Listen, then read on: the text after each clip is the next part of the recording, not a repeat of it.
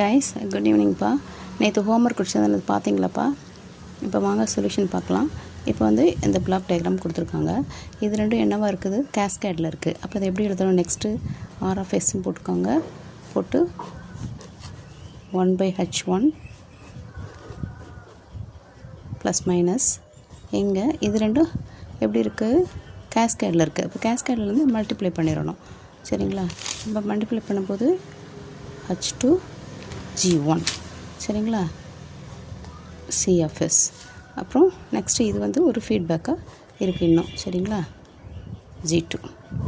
இது என்ன ஃபீட்பேக்கு? இங்கே மைனஸ் இருக்குது. அப்போ அது வந்து என்னது? Negative feedback. சரிங்களா? அப்போ நெகட்டிவ் ஃபீட்பேக்னா CFS RFS என்ன கண்டுபிடிப்போம்? எப்படி கண்டுபிடிப்போம்? GFS G of S divided by 1 plus G of S into H of S இல்லையா? H of S இது அப்படி தான் கண்டுபிடிப்போம். அது மாதிரி இதை வந்து கண்டுபிடிக்கணும்னா எப்படி பண்ணுவோம் பாருங்கள். இந்த பிளாக் டயக்ராம் என்னவா மாறும்? 1/h1 சரி கொஞ்சம் பறக்குது. 1/h1 போட்டுட்டு இது என்னவா வரும் அப்படின்னா G2H2 divided by 1 plus G2H2 திரும்பவும் H2 சரியா? எப்படி மாறிடுது? CFS G1 G2 G1 G2 H2 ரைட்டுங்களா? அது வந்து திரும்பவும் இது இருக்குது. இது ரெண்டும் என்னவாக இருக்குது? கேஸ்கேடாக இருக்குது. அப்போ இதை என்ன பண்ணலாம்? நம்ம எப்படி CFS by H of RFS எப்படி கண்டுபிடிக்கிறது?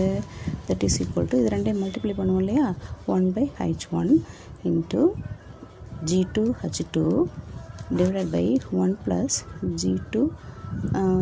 G1 G2 H2 சரியா? இங்கே ஒரு G2 இருக்கு இல்லையா, இங்கே G1 இருக்கு இல்லையா, அது கரெக்டாக வரும் பாருங்கள். அப்போ மொத்தமாக என்னாகும்?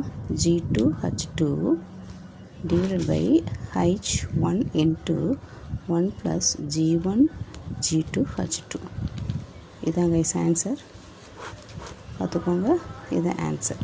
ஓகேங்களா? சப்ஸ்கிரைப் பண்ணுங்கள். புரியலன்றதை சொல்லுங்கள்.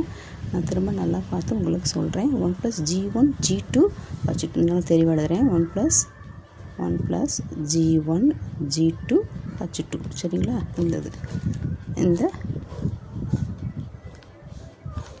சரியா? இது ரெண்டு கேஸ்கேடில் இருக்கிறது இங்கே போட்டுரும். இது ரெண்டு கேஸ்கேடு இப்படி போட்டுரும். இது ரெண்டு கேஸ்கேடாக இருக்கிறது இங்கே இப்படி போட்டுரும்.